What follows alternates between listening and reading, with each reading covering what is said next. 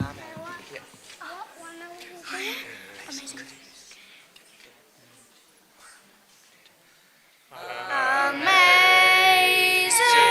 grace, how sweet the sound that saved a wretch like me. I once was lost, but now am found. Was blind, but now I see.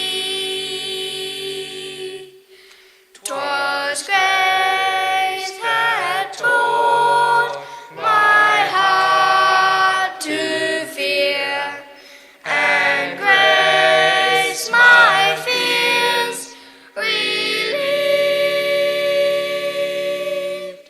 How precious did that grace appear, the hour I first believed. Through many dangers, toils, and sneers, I have already come. 'Tis grace hath brought me safe thus far, and grace will lead me home. When we've been there 10,000 years, bright shining as the sun, with no less days to sing God's praise than when we first begun.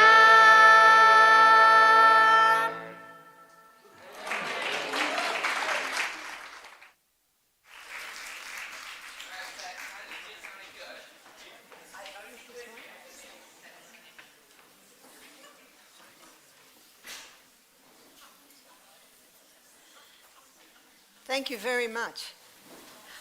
I think it's a very special thing when siblings sing together. And I thank the mother and the father for the training of those young people. As we begin, I'd like to say a word of prayer and ask for the greatest teacher that ever walked this planet to teach us this morning. Father, thank you so much we are here. Thank you so much for this magnificent sunshine. But thank you more, Father, for the Son of God who can shine on us wherever we are. We thank you and ask that you will teach us this morning. In the name of Jesus, amen. I'd like to begin by taking you through that little page of 127 of the Ministry of Healing, a page that means so much to me because it is what really has guided me in my work in teaching people better conditions. The only hope of better things is the teaching of people in the right conditions. Let the physicians teach the people. You almost know it now. That restorative power lies not in drugs, but in nature. I give you the story of a girl that I was helping in a retreat in Alabama a few years ago. It wasn't until about the third day, she was 30, she said, "Oh, I forgot to tell you I'm on speed." I said, "Oh." Do you know sometimes all you can say is, "Oh." I can't say, "This is terrible, I'm not the judge." I can't say, "Oh, fine is not fine." I said, "Oh." And she said, "And I'm also telling you that if I did stop, I stopped this morning." I said, "Great." But I said, "If I haven't got energy by the end of the week, I'm going to go back onto it. I've got to go to work next week." And I said, "Oh." I said, "Where do you think the energy is?" where do you think it's coming from when you take those tablets? She said, in the tablet. I said, well, why aren't the tablets jumping around in the bottle?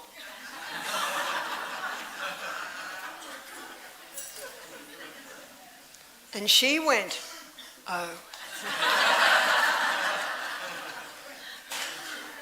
I said that the energy that you experience when you take speed is stimulating your adrenal glands, they're little glands that sit on top of your kidneys, to actually release part of your bank account. Do you know we have a bank account and we see it in a crisis, yeah? You almost sometimes seem to have superhuman energy in a crisis. It's your bank account. It's sitting on your adrenal glands. And by the way, those that take coffee with the delusion that it's going to give them energy, where does that energy come from? Your adrenal glands. And eventually the bank account runs out and there's no energy at all. It's called adrenal exhaustion. And I trust you're learning as we go through these presentations on health that you can't catch disease. You actually can't even catch COVID. You can't catch disease. Microbes are everywhere. They're all through our body. There are actually 10 times more microorganisms in our body than cells. And when the balance is correct, everything's running well. So back to the girl who was taking the tablets for energy. I said, it's coming from your adrenal glands. You're only 30, and eventually the adrenal glands are going to run out. I said, and I imagine you'd like to get married one day and have children? She said, yes. I said, what sort of gene pool are you giving them? Because the fact is, genetics loads the gun, but lifestyle pulls the trigger. And many children are being born today with weaknesses in their gene pool because of the parents' lifestyle habits. I think it was one in about 10,000, I'm being very generous here, in the 70s, 1 in 10,000 children had autism, and we'll do broad spectrum, that's attention deficit syndrome as well. Today it's 1 in 45, that's Dr. Peter McCulloch's figures. 1 in 45, why? And this word should ever be on our lips. Newton's third law of motion states that to every action there is an equal and an opposite reaction. The curse causeless shall not come. That's Old English, Proverbs 26 verse 2. Nothing happens without a reason. There's always a reason. And they're harming our children today because those vaccines that parents take under great faith, put not your trust in princes. Have you learnt that? Put not your trust in princes, neither in the Son of Man, in whom there is no help. The princes are the authorities. It doesn't mean you don't listen, but what you do is you do what God requires you to do, what your body demands you to do, which is consider. Weigh up the pros and cons. Search out the reasons. And once you see the side effect of this medication, once you see that those vaccines contain neurotoxins, formaldehyde, aluminium, you don't want to put that into your baby. And that's why we're having so many neurological problems today, because these neurotoxins are damaging the nervous system. And so I said to this girl, I'm sure you'd like to have children one day. What sort of gene pool are you giving them? If you continue on this speed, it's going to affect the genetic code in your body to weaken your nervous system so you can give birth to a baby that has a weakness or a tendency towards autism, attention deficit syndrome, hyperactivity. And then she said, oh, how many people know that? Next day she said to me, I'll put them in the bin. I said, well done. Well done. And the day before she went home, she said, I'm feeling good. I said, well done. Well done. We live in an incredible body with an inbuilt ability to heal itself when you give it the right conditions. Drugs never heal. They never cure disease. They just change the form and location of the disease. And that's what the physician should be teaching. I'm not against doctors. I've got some good friends that are doctors. There are some excellent doctors. When I'm in Ireland, there's a Catholic doctor. She always gets me to come and run seminars there. She's the lady that wrote me the exemption. She actually said to me, I'll have a consultation with you. Have you ever had a vaccine? I said, oh, as a child. She said, that's all I need. And she wrote that I have reacted to previous vaccines. How does she know that? Because every single person does. Some minor, so it's hardly seen, some major. Like the man that told me his grandson was vaccinated against COVID. 2 days later, he was found dead in bed, 16. And on the death certificate it said, died from natural causes. Put not your trust in princes, neither in the Son of Man, in whom there is no help. We should question everything. Question, question, question. And so often the education system stops questioning. But we should be questioning at every single step. So let the physicians teach the people that restorative powers lies not in drugs, but in nature. And disease is an effort of nature to free the system from conditions that arise because of a violation of the law of health. In case of sickness, the cause should be ascertained. Doesn't that make the most sense? Especially if you realise nothing happens for no reason. There is always a reason. It's like the lady that at the age of 35 had 2 total hip replacements. I immediately put my detective hat on because I know that the curse causeless shall not come. I said, have you ever had an accident or damage to the hips? Well, she said, when I was 20, I was on like a little parachute behind a boat, in the speedboat, and they go for a bit of a ride. And the driver, when she got in, he said, when it's time to end, I'm going to drive the motorboat round near the shore. You will unclip, you will give me the thumbs up, and then I'll take off. She said, fine. And so that's exactly what happened. And she thought she'd unclipped. She gave the thumbs up, and he just took off, dragging her in the harness. He did not realise what was happening. And when he went round the corner, because of the weight that he thought there was no weight now in the parachute, it slammed against the wall. It wasn't like a rock cliff, but like a little earth cliff. And she also slammed against that. Finally, he looked around. Wow! He stopped immediately. And of course, they took her out. I said, what happened next? She said, well, it was very painful, and I went to the hospital and they said, oh, there's no broken bones.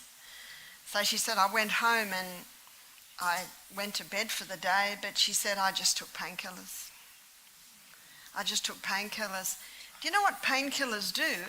The pain is your friend. It's knocking, and painkillers, what's happening? It's still knocking. Listen. And if you don't listen to the whisper, the body starts screaming, and when it starts screaming, it's doing damage. Listen. So she took painkillers and went back to work. She said, I was black from my ribs to my mid-thighs. Well, no wonder. A lot of damage there. So her body was telling her to stop. Sometimes it's not actually the injury, it's what we do after the injury. We don't give the body time. Remember Galatians 6 verse 9, let us not be weary in well-doing, for in due season we will reap if we faint not. Who wants to go to bed for a week? I don't. Grab a good book. But what we do to that injury in those weeks after the injury has often more to do with the full effect of how it's going to help us or affect us for the rest of our life. When her body told stop, she didn't stop. She just masked the pain with the painkillers and went back to work. So, of course, because her hips didn't have the right conditions, and she didn't know about comfrey cream. Comfrey with its growth stimulant. That's why don't put it in your veggie garden, or eventually you'll have no garden but a comfrey garden. It's got a growth stimulant. It just spreads like wildfire. Not too bad in New Zealand because when the frost comes, the leaves die off. So it does die off a bit in the winter. And by the way, in the summer, in the summer and the spring, we use the leaves because all the healing properties go into the leaves. But in the fall, the autumn, and the winter, the healing properties go into the roots. So if we need to use comfrey in the winter, we dig up the root and grate it and make a poultice with that. Good to remember that. And it was comfrey and aloe vera that I put all around my house when I first went to the house I'm in now, which was 12 years ago. She didn't know about comfrey. She didn't know about what to do. That's why the only hope of better things is the education of people in the right principles. Comfrey is an amazing herb. It contains a growth stimulant.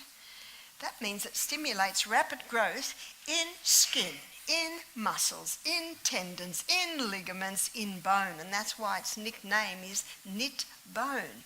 And that's why I cut half the plaster off when I broke my arm, and I put comfrey poultices on there every single day because I wanted that to heal, and I wanted it to heal quickly. So that's comfrey. Comfrey contains a growth stimulant. It's called a lantern. Stimulates rapid healing. Comfrey also contains a lubricant. So it's a great herb to put anywhere where there's joints.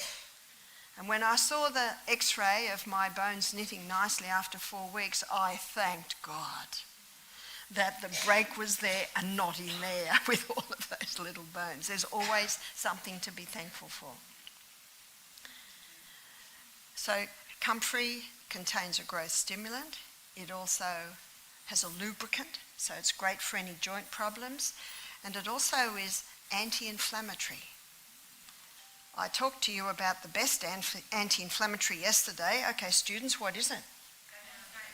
Ice. Ice. Ice. That's right, ice. But it's nice to know that you can put a comfrey poultice on and that will also reduce the inflammation. Inflammation is basically just the body's response to an injury, but sometimes the inflammation can get so big that it can sometimes inhibit healing. Remember, you're just listening. And so, in case of sickness, the cause should be ascertained. So I discovered why this girl had a total hip replacement at the age of 35. It wasn't just the injury. It was what she did after the injury.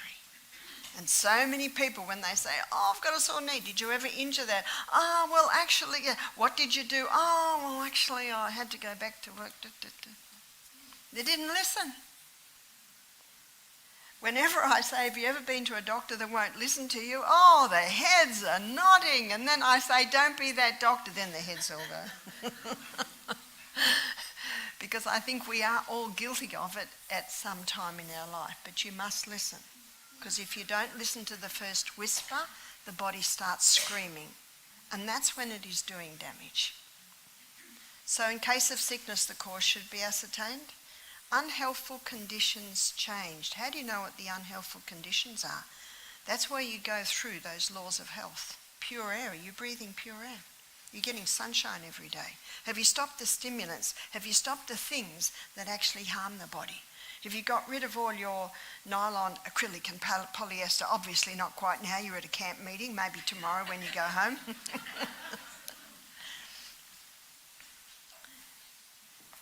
Are you easing off your coffee? Stopping the things that harm the body. That's why that's actually an important law of health. The next one is rest. Are you going to bed early? Are you getting those 8 hours? Remember God's perfect formula, 8 hours to work, 8 hours to play, 8 hours to sleep. Next one is exercise. The body must move. Stagnant pools breed disease and stagnant bodies breed disease. Think about how you're going to implement your exercise program when you go home. Move the body. Everyone that I meet who in their latter years are strong and healthy, I know they exercise. And so many bodies deteriorate far too young, for many reasons, about 8 of them. But One is exercise. The body must move, and it must move every day. I have met 5 men in my travels who've sustained serious back injuries. One guy fell out of a tree onto a rock, his back on the rock, broke a couple of vertebrae. It's a miracle he's alive. It's only because he's built like an ox and he was able to crawl a certain way to get help. Another young man, he was going down a hill on his skateboard very fast, and of course you know boys love going very, very fast. He hit gravel, he went over, and it was on a hill, and he slid all the way down the hill, and his arm, he was on top of his arm actually pushed his spine out. The doctors could not do very much. That was when he was in his late 20s. He's 40 now, and he has no pain. But 5 days a week, 1 hour a day in the gym, working hard, strengthening that core, because those core muscles are all connected to our spine. And when you strengthen those core muscles, they actually pull that spine into alignment. He works hard at it, and I find just about everyone I meet is managing something. And if you can manage it, you're doing very well. And one day Jesus will come in the heavens and we'll all be totally healed. Got that? We'll all be totally healed. But until then, we manage. And that's why I thank God for this message of health. It enables us to manage all our little bits and pieces that we have that's happened all through our life. So exercise, absolutely vital. The next law is proper diet, plant-based diet. Ladies in the kitchen have been giving us lovely illustrations of a plant-based diet. Weren't those apples magnificent this morning? And I know that coming in autumn, the apples are just starting to be picked. And the feijoas, amazing. And I know they're local, so you know what that means? They're high in minerals. No insecticides and herbicides. So ideally, a plant-based diet that is not contaminated with poisons. The next law is use of water. Use of water, I touched yesterday on use of water as a natural remedy. How easy is that? Do you know one of the first water treatments that was used, and it was in the time before technology, before electric lights, before refrigerators, was just cold cloths. And I experienced this when I was in Sweden. And when I was in Sweden, there was a lady, she's late 60s, and she had a very large scar on her knee. The scar was about 1/2 inch wide. Do you know what that tells me? It's been opened many times. And she told me that at the age of 16, she was in a serious accident. She was thrown out of the car, landed on her knee. They've done many operations. One morning I came in and she was sitting there crying, and a couple of ladies were around her, and they had a big block of, those freezer ice things sitting on her knee. She was crying. I said, "What is it?" She said, "I've been awake half the night. I've been walking through the forest with the pain in my leg." I took that block of ice off. I don't know if you've had one of those put on your body. It's not very pleasant. I would much rather get a little square of ice cube in a washer and massage it around the area. And I put my hand, use your hand, I put my hand on her knee, and right in the middle of the scar, it felt like fire. And I knew exactly what was needed. We needed to get the fire out. Sometimes what will the ice do? Especially if it's deep, we needed to get it out. So I said, I need a bowl of cool water. I got a washer and I put it on. And within, I would say, 15 seconds, that washer was hot. Where's the heat come from? In the knee. I rinsed it again and I put it down. I rinsed it again and I put it down. Maybe every 10 seconds I had to change it. And then after a little while, every 15 seconds. Then after a while, every 20 seconds. And I could feel, then I put my hand on and I could feel the heat was reducing. And I saw her whole body relax. Now I gave her a hug when she was crying, because you know what this has brought up for her? Is when she had that accident as a 16-year-old, her best friend was killed. And sometimes when you're helping people with injuries, and especially ones that have happened a while ago and they're speaking to them now, so to speak, sometimes there are emotional issues, but there's something else that made her cry. She says, my husband says if I don't stop crying, we have to go home. And this was a 10-day training school. Now, the husband didn't know what to do and he couldn't stop her crying, so that was his solution. So we hugged her. She settled down and I saw her whole body relax. You can read much by body language. It's like a friend of mine's a nurse and she went into a room one day with a man who had major swelling in his scrotum area. And he had his hands against the back of the bed. He was white, like this. And she said, are you okay? He said, yeah. Was he okay? No. No. And so they quickly helped him the way they did. But I go back to the lady with the knee. It probably took about maybe 10 minutes. See, that's a little bit of time. And sometimes you have to spend a little bit of time. But that cold block on her knee just brought her pain. Whereas the cold cloth's taken off, the cold cloth's taken off, cold cloth's taken off. And it took longer and longer to get hot. After 10 minutes, I put my hand on her knee. There was no heat. Well, no fire, I should say. And she got up and she smiled. She had no pain. And most pain is due to inflammation. And her knee was feeling good. Do you know what's happened there? That lady will never again walk the forest in pain. All she has to do now, if it's paining her in the night, is get up, get a bowl of water. You could even be camping out by a creek and do that. And just wring out the cold cloths, wring out the cold cloths. And you listen. You listen. Obviously, when there's no more pain, we can stop it. How simple is that? Very simple natural treatments. Again, just using water. So the 7th law is use of water. This is drinking adequate water. And I think you'll agree with me, now's the hardest time because it's so cold. But you just got to do it. You just got to do it. And that little bit of Celtic salt before every glass, which will get the water into the cell. So that's the 7th law. The 8th law is trust in divine power. That takes in all emotional and spiritual aspects of disease. Jesus said in 1 Thessalonians 5:18, in everything give thanks. For this is the will of God in Christ Jesus concerning you. And it's not easy to always say thank you, is it? But when we say thank you, it doesn't mean we have to like it. It just means we're saying, I trust you, Father.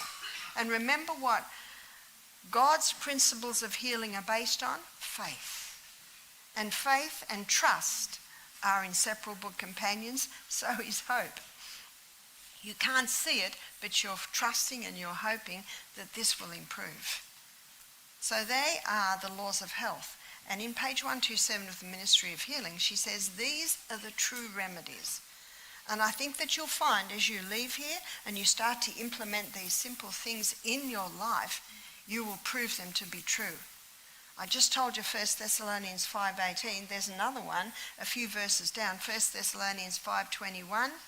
Prove all things. Got that? That's a challenge to God. Prove it. Prove it. Prove all things.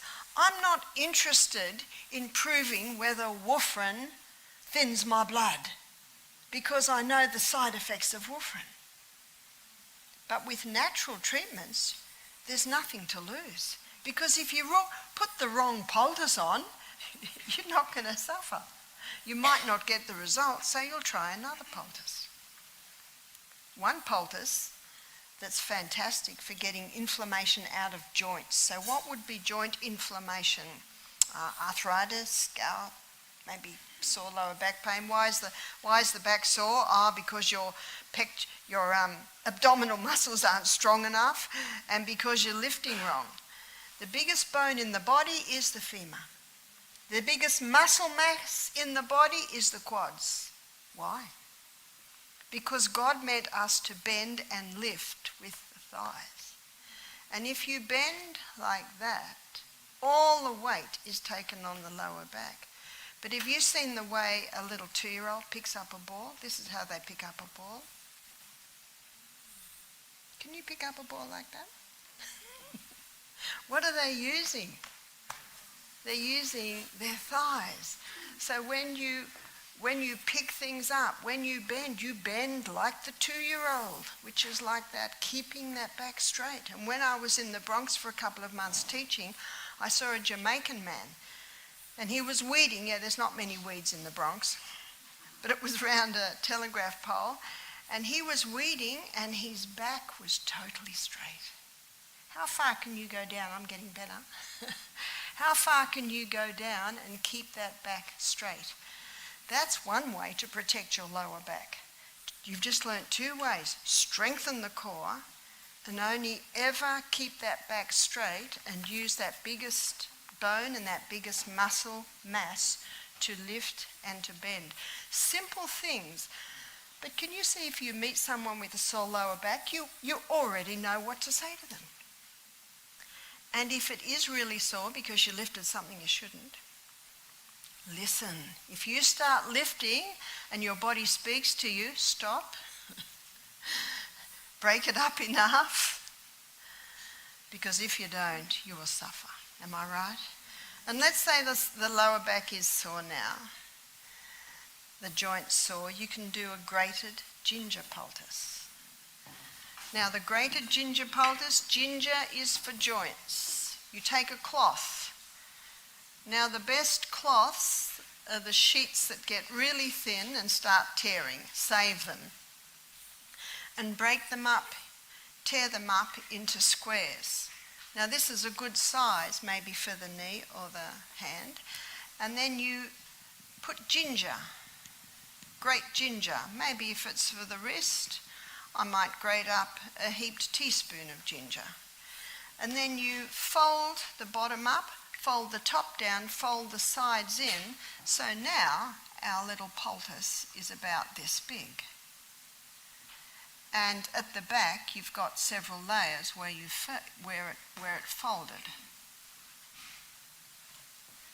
And then you put a piece of plastic. What I often do is I'll fold up cling wrap a few times, and then I'm going to put that on my wrist, and it'll be covered with the plastic, and the area that touches the skin is the area where there's one layer, and then you bandage it on, and then you ask God to bless your poultice. And it is quite remarkable how this ginger poultice can take the inflammation out of the joint. And I'll give you the story of one lady. She couldn't bend her finger, so we made a tiny little poultice. Maybe for the finger, the poultice is only about this big. And maybe it's a third of a teaspoon of grated ginger. And we put it on, made the little parcel. The beauty of the parcel is you haven't got grated ginger falling everywhere through your clothes and through your bed. No fun. And the beauty of the thin sheet, it's cotton and it's soft. You know, when the 15-year-old puts his foot through the sheet, they're the best sheets. And for the finger, we just put a little plastic on it and we taped it over. And we prayed that God would bless this, because God created the finger. He created the healing powers in the body. He created the ginger. Remember Psalm 104 verse 14? God gave herbs for the service of man. So the lady went to bed, and then the next morning she came down with a big smile. She said, I can bend my finger. 18 months I haven't been able to bend that finger.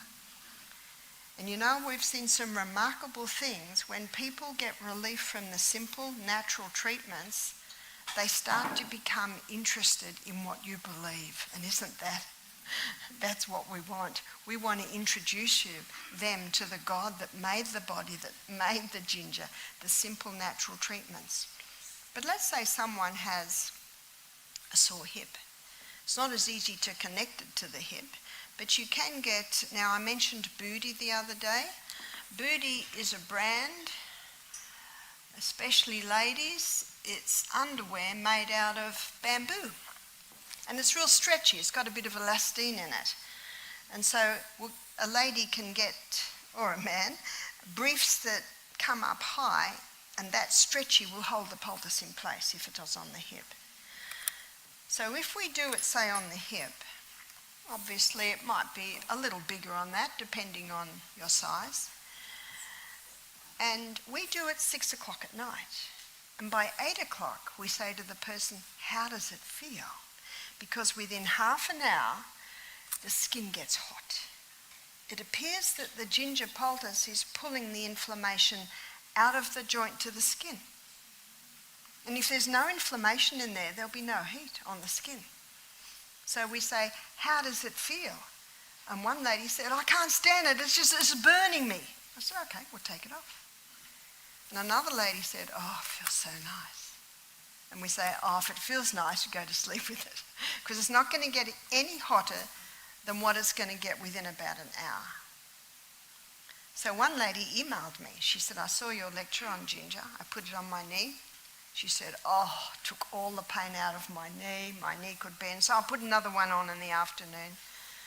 Then I had a shower, took it off, had a shower, put another one on overnight. When I woke up in the morning, all the skin was red and blistered, and the skin, the tissue was a little swollen. She said, what have I done? I said, overdone it. She's just pulled too much inflammation out, which has irritated the skin. And so if someone's got delicate skin, sensitive skin, that's something to be mindful of. And that's why it's good to try it on yourself. You can't wait to get a sore joint now, can you? to try it. And again, you're working with the person. If the person says, I can't stand it, it's burning me, we'll just take it off. Even if it's on for half an hour, it's still having an effect. Last night I talked about potato poultice. It's very gentle. Good on sore eyes, tender parts of the body. You would never put a ginger poultice on the eye. I think common sense tells us that. So the way to remember ginger is joint. Ginger is for joint. And you're watching to see. But at the same time, especially when they say, wow, my wrist is not paining anymore.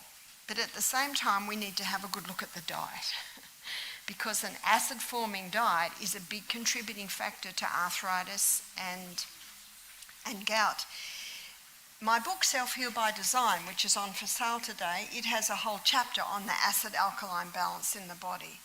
And so especially when the person's getting relief, you can say, well, there's a little bit more to be done, that you can prevent that happening again. Start drinking more water, start eating more vegetables, more greens. They're all alkaline. So it's also important that you teach the person how they can prevent actually going down that road again. In case of sickness, the cause should be ascertained, wrong habits corrected, unhealthful conditions changed, then nature is to be assisted. Yesterday and a little bit today, I've shown you some herbs that can assist nature in bringing back the balance in the body. I'm still reciting page 127 of the Ministry of Healing. Every person, now did everyone hear that? Every person should have a knowledge of nature's remedial agencies and how to apply them. Does that mean we all have to go back to school? Well, you know, all I did was read and tried. And you've got enough information on what you've heard even in these 2 days to actually start trying. Every person should have a knowledge of nature's remedial agencies. What are nature's remedial agencies? What are the true remedies? Pure air, sunshine. Stop taking anything that it'll harm. Go to bed early. Exercise every day. Eat a plant-based diet. Drink more water. Trust God. Thank Him every day for this body. We've all got that. You don't have to have a degree in university to have that.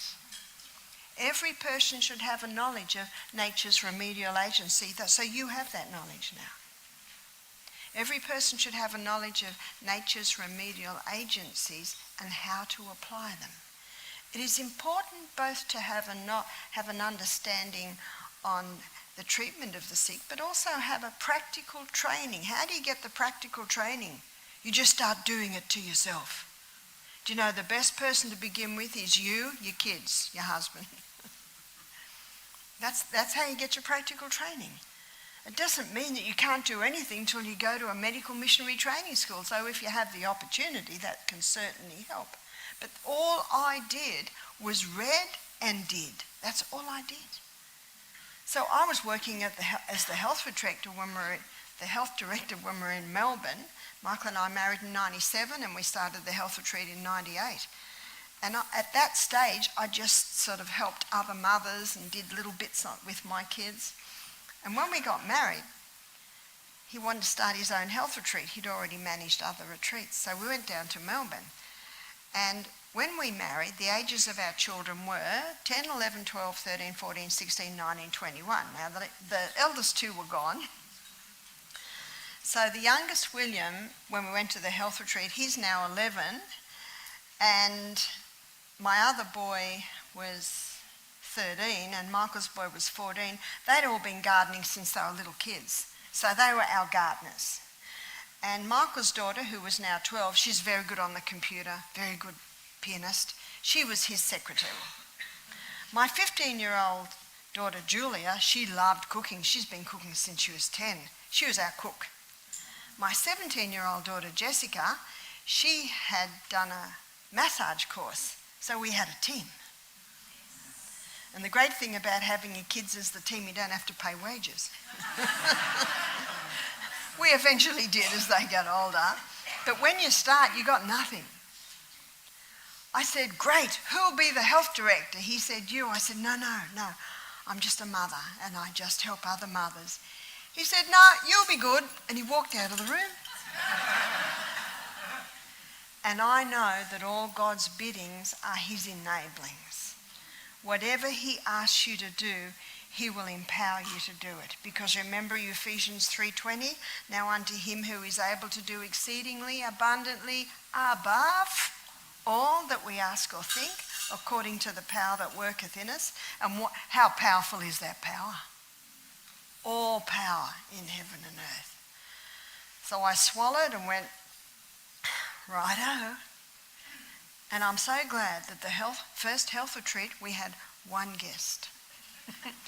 That was easy. And all I did was I asked questions against the laws of health. So how are you breathing? Are you breathing with your nose? What's the air like in where you live? Do you get sunshine every day? Well, the television says we've got to keep away from the sun. And I said, well, what happens if you keep a plant out of the sun? It doesn't look very good, does it? Those apples will never ripen unless the sun touches them. And you start to use just basic common sense. And then I say, do you drink coffee? Yes. And I say, thank you for your honesty. And if someone says to me, I drink 35 cups a day, I say, oh. Remember, you're not the judge. And this is the first day. And they're going to hear a lot in the lectures. So I just write, how much sleep do you have? I don't go to bed till 2 in the morning. I usually get 3 hours. What's my response? And I just write. That's all I do. And I don't say, do you eat well? Because many people don't know what well is. I say, what do you have for breakfast? I don't have breakfast. What do you have for lunch? That's all I do. I'm just taking information. That's all I do. How much water do you drink a day? About 2 glasses. Write down 2 glasses. And you know, when you're doing the go home with them, do you know all you do is you say, well, you're drinking more water now? And in the lectures, they've learnt the importance of drinking adequate water. So in the lectures, you're teaching them. You're teaching them. One lady said to me, Barbara, at the end of the week, I'm so glad you didn't put me on the scales and say, look at that. And I say, did I need to? See, there is no need. And what you do is you win them. You win them with tenderness. And our retreats will have a tenderness because we love God. And we are his servants. We are to be gloves on the master's hands. And even the hardest atheists we find, by the end of the week, they're softening. They're softening down. It's a beautiful way to reach people is through the health message, because I think you'll agree with me, this is a laser house of disease today. And actually the remedies are very, very simple, far simpler than any realise. So no matter what the problem, we start with just the simple laws of health. And when there's a knocking at the door, oh, my knee's so sore, okay, let's try a ginger poultice on that. And it gets very, very hot. Is there something you can do overnight? Well, there is. There's castor oil. Castor oil penetrates deeper than any other oil. And wherever castor oil penetrates, it breaks up lumps, bumps, adhesions. You know what that means? It'll break up a bone spur. It'll break up a tumour. It'll break up kidney stones. It'll break up gallstones. How simple is that? But you must make a compress. How do you make the compress? Let's say we're going to put it on the liver because there's gallstones. Then you do a few layers. I'll do it sideways because the thicker the compress, the more oil it'll take and the more oil can go into you. If you just rub it on, you try and get dressed, everything will stick to it, and it's such thick, sticky oil. And when you apply it, or pour the oil on, I should say, the oil sits up like this. So you only apply that much. In other words, you would apply about this much. It'll be like a thick bubble. And then after about 15 minutes, it'll soak through. So it'll come about that much. And then it'll go on your hot body, which will thin the oil, and it'll go out a little bit more. I've said to people, if you tried a castor oil compress, they said, oh, I'm not going to try that. I got all through my bed, oil all through my clothes. I said, you put too much oil on. And that's why this baking a package is so good for the potato and the ginger, because when you finish it, you just throw it in the bin. But this is a compress, and a compress means you can use it again and again and again. It's just a vehicle to hold the oil to go into you. And then you cover that with a little bit of plastic which insulates and protects against soiling the clothes. And in the morning you just fold it up, put it beside your bed, and tonight before you go to bed you open it and you put it on again. I had one on my wrist last night because remember my fingers aren't quite coming down yet, but they're going to get there. I have faith that those fingers will once again touch that wrist. But every night I wear a castor oil compress. I had it on last night. If I have a castor oil compress on, I have absolutely no pain in my wrist. So what's my body saying? I like that. So I was in Nebraska last year. Now forgive me, I'm not a very good foot drawer. I know we have 4 toes and a toe. She doesn't even know her anatomy and physiology. And this lady had a bunion. And you know a bunion often looks like that. Well, she showed me her foot. She was in her 60s. She said, I've been doing castor oil compress on it every night, and the bunion's gone. I love stories like that. She hasn't got any degrees. She just heard about the castor oil compress. She applied it. That's why the Bible says, prove all things. And then it says, hold fast to that which is good. She's now got a story that she can share with her friends. What a simple thing to do, just a castor oil compress. And she can use the same one every night for several months. If it's starting to look a little bit sad, you might make yourself a new one. But ideally you use natural fibre. And so when Ministry of Healing says, in case of sickness, cause should be ascertained, wrong habits corrected, unhealthful conditions changed, then nature is to be assisted. Notice the word then. Find out what the cause was.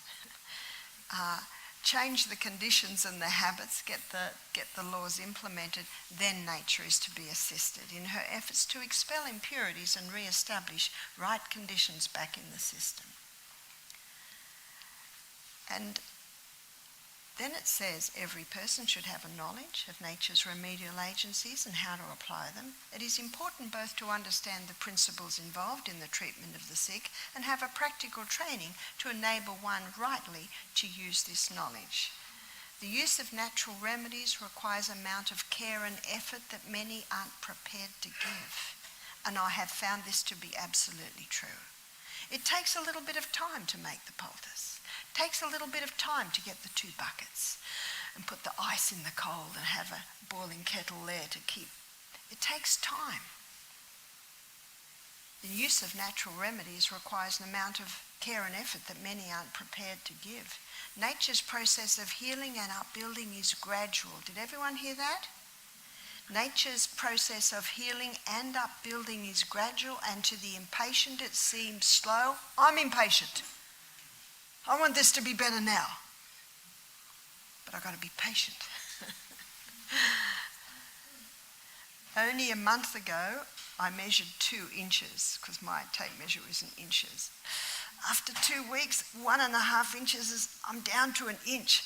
Oh, I'm getting there, but it's so slow. I think we are all a little impatient, and some people give up on natural remedies because it's taking time.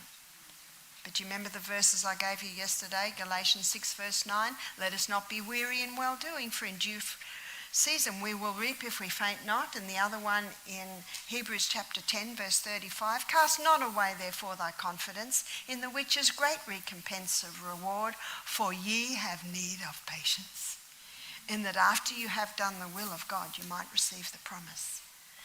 It took 2 months for that bunion to go. How many people would give up after a week? Give up after maybe a month? No, 2 months. Nature's process of healing and upbuilding is gradual, and to the impatient it seems slow. The use of the surrender of harmful indulgences requires sacrifice. But in the end, it will be found that nature untrammeled does her work wisely and well. Those who persevere in obedience to her laws will reap the benefit in health of body and health of mind. Now, they are the 2 paragraphs out of Ministry of Healing. And I think that's all we need. Those 2 paragraphs in that little nutshell has really everything we need. So I encourage you to get the book, The Ministry of Healing. And if the page numbers are different, it's page 127 in the original, which is a hardcover, and I'm sure they have the soft cover in the bookshop. It's under the chapter, The Physician, the Educator. Isn't that interesting? That's what a doctor means, a teacher.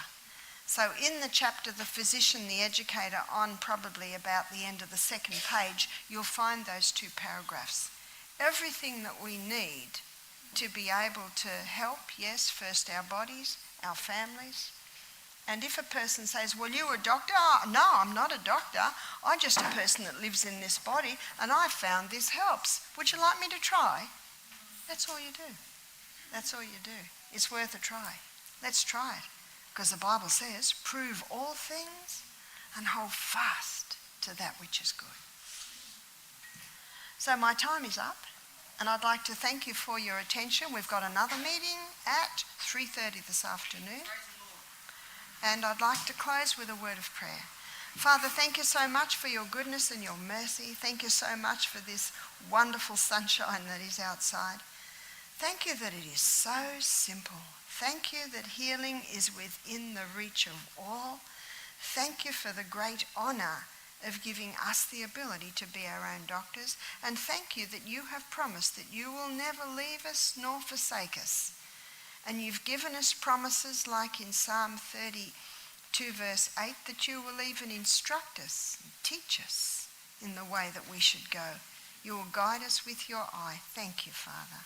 In the name of Jesus we thank you. Amen. Okay, thank you.